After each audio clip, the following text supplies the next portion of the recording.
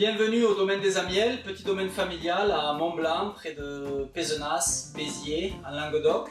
On produit des vins biologiques, biodynamiques et naturels. Bonjour à tous, aujourd'hui une cuvée un petit peu coup de cœur, ça s'appelle à Yvonne, c'est un hommage à notre grand-mère chez qui on mange tous les midis, d'où l'étiquette avec ce qu'on appelle le toupi en occitan, cette casserole dans laquelle on fait cuire le repas sensiblement tous les jours.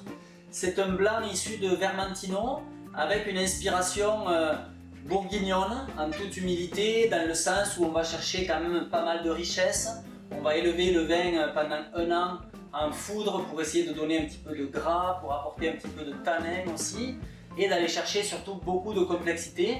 C'est un joli blanc de gastronomie, de table, qui peut aussi très bien vieillir. Sur à Yvonne, c'est l'élevage qui va donner un petit peu les notes dorées à la robe.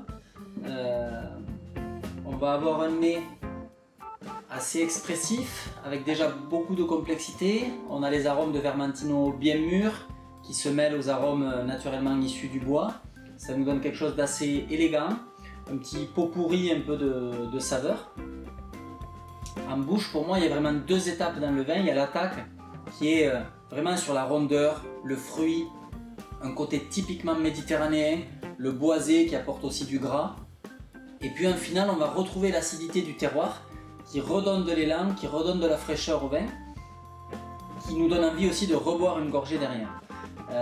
Moi, c'est une cuvée que je dédie essentiellement à la table, à des mets, pourquoi pas un petit peu élaborés, un joli risotto, des Saint-Jacques, quelque chose d'assez crémeux, parce qu'on va avoir dans le même vin à la fois un accord crémeux avec l'attaque, mais aussi le tranchant de l'acidité en finale qui va couper le gras de votre plat.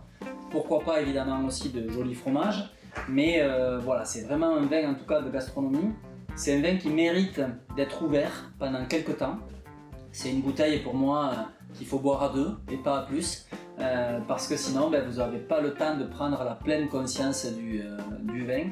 Il évolue avec le temps une fois ouvert et il évolue aussi dans le temps. C'est une cuvée que vous pouvez garder 10 ou 15 ans, ce qui pour un blanc, notamment un blanc du sud, n'est pas très habituel.